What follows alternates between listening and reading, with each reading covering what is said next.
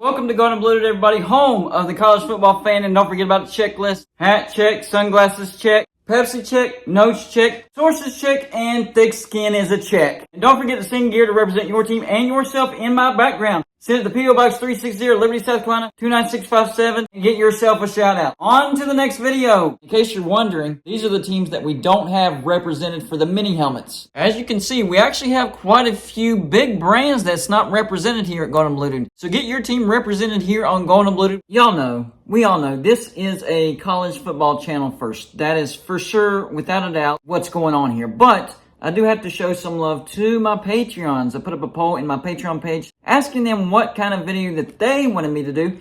And they wanted me to talk about March Madness, maybe some of the surprises, maybe some of the letdown teams, stuff like that. So that's what we're going to talk about in this video. And March Madness is a big deal. West Virginia got booted out of March Madness, the big dance by Maryland. I believe it was by like 2 points. We had a chance to win the game with the last minute three, but of course it didn't hit. But for Furman, they did hit their last second shot and they beat Virginia. And the crazy thing about that is, if West Virginia would have hit that 3-point shot, we would have beaten Maryland the same exact score that Furman beat Virginia. And that's what I'm talking about, the curse of West Virginia. It'll go for Furman, but it won't go for West Virginia. Anyways, let's talk about the teams that are remaining. The first matchup is the 7-seed Michigan State versus the 3-seed Kansas State. Michigan State surprised me, not by beating the 10-seed USC 72-62, but by beating the 2-seed Marquette 69-60. I had Marquette getting deep in this tournament, and of course they get bounced in the second round. Michigan State is in the Sweet 16. Can they beat the 3-seed Kansas State? I don't know about that. I have Kansas State going deep. I think Kansas State is a potential Final Four team. I really do. They took care of business against the 14-seed Montana State 77-65. And then, of course, they whooped up on Kentucky, the 6-seed 75-69. A lot of people had Kentucky going deep in the tournament. I just didn't see it.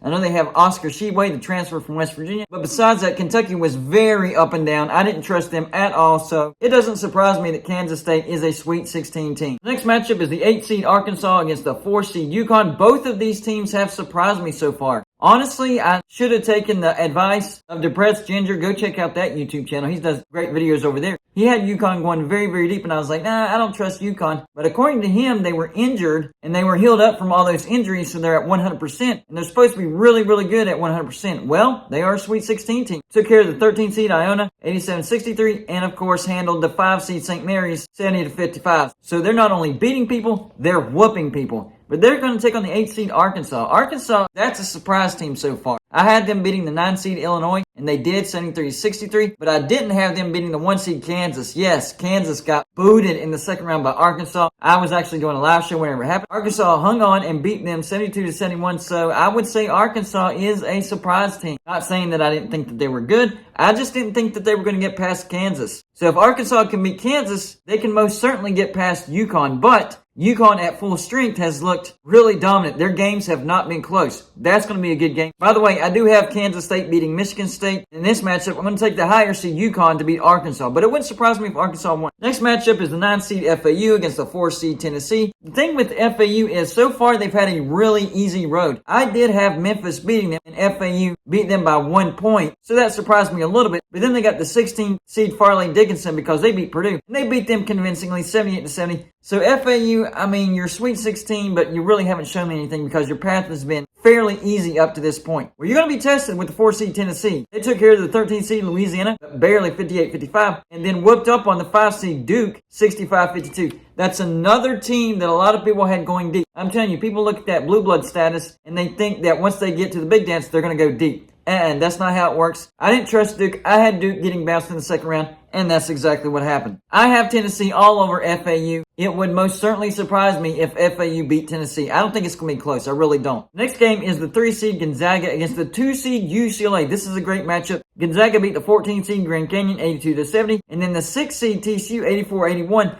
I had TCU beating Gonzaga because I didn't trust Gonzaga, but it doesn't surprise me that much that they beat TCU. TCU is a good basketball team. In the 2-seed UCLA, they took care of the 15-seed UNC Asheville 86-53, and then the 7-seed Northwestern 68-63. This is a toss-up. I'm going to give it to Gonzaga because I think beating TCU really showed me something. I don't think UCLA's been tested, so I'm going to take Gonzaga. Even though I don't trust him that much, I think this matchup could favor Gonzaga. I'm going to take Gonzaga going to the Elite Eight. Next matchup on day 2 of the Sweet 16 is the 5 seed San Diego State against the 1 seed Alabama. San Diego State took care of the 12 seed College of Charleston 63-57, which I predicted. A lot of people were taking that 12-5 upset right there. I did not. And then, of course, they beat the 13 seed Furman 75-52. And I did predict Furman upsetting Virginia and then San Diego State beating Furman. So that little line of matchups went exactly my way. Then the 1 seed Alabama took care of the 16 seed Texas A&M CC 96-75. And don't take those 16 seeds for granted. Remember when the 1 seed Virginia got beat by a 16 seed a couple years ago? And then this year, the 1 seed Purdue got beat by the 16 seed Farley Dickinson. So yes, that is important to get by those 16 seeds, especially here recently. And after that, they took care of the 8 seed Maryland 73-51. No problems. And I don't think that Alabama's going to have any problems with San Diego State.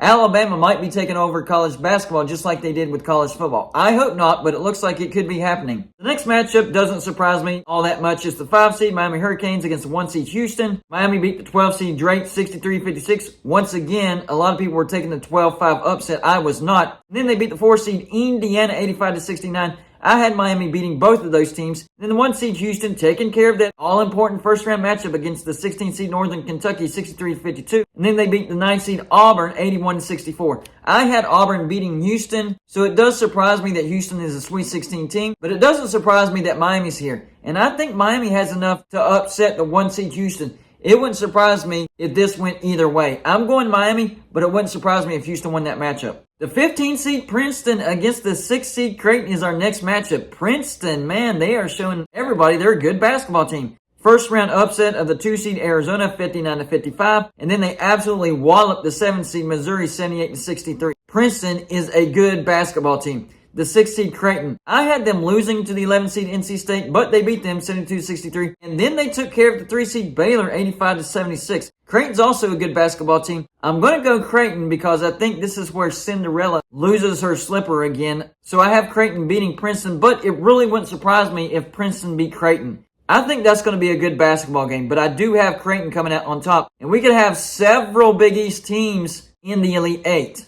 Finally, the last matchup, the 3 seed Xavier against the 2 seed Texas. Xavier got by the 14 seed Kennesaw State 72-67 and then beat Pitt, which is always good, who was the 11 seed 84-73. Really wasn't all that competitive. Then the 2 seed Texas took care of the 15 seed Colgate 81-61 and then beat the 10 seed Penn State 71-66. And that's a good win over Penn State because Penn State was red hot. So a great matchup between the 2 seed and the 3 seed. I'm going to take Texas. Texas really showed me something in the Big 12 Championship Tournament. They absolutely annihilated Kansas by 20 points. I think Texas is for real. I think Texas is a potential national championship contender, and I think they take care of business against Xavier. And I wasn't saying that before the tournament started. I had Xavier getting past the Sweet 16, but now that I've seen what Texas can do, I'm going to take Texas on to the Elite Eight. So once again, my winners are Kansas State over Michigan State, UConn over Arkansas, even though it wouldn't surprise me if it went either way, Tennessee over FAU, Gonzaga over UCLA, Alabama over San Diego State, Miami Hurricanes over the 1 seed Houston, although it wouldn't surprise me if Houston won that game, Creighton over Princeton, wouldn't surprise me if it went Princeton's way either, and of course Texas over Xavier, but once again it wouldn't surprise me if Xavier beat Texas. So those are my picks for the Sweet 16. Y'all let me know in the comments section what you think about my picks for the Sweet 16. And let me know what your biggest surprises and your biggest letdowns for the Big Dance. For me, my biggest letdown would have to be Purdue. I mean, they just keep getting beat by a double-digit seed every time they get to the Big Dance here recently. I think this is 3 years in a row that Purdue has been bounced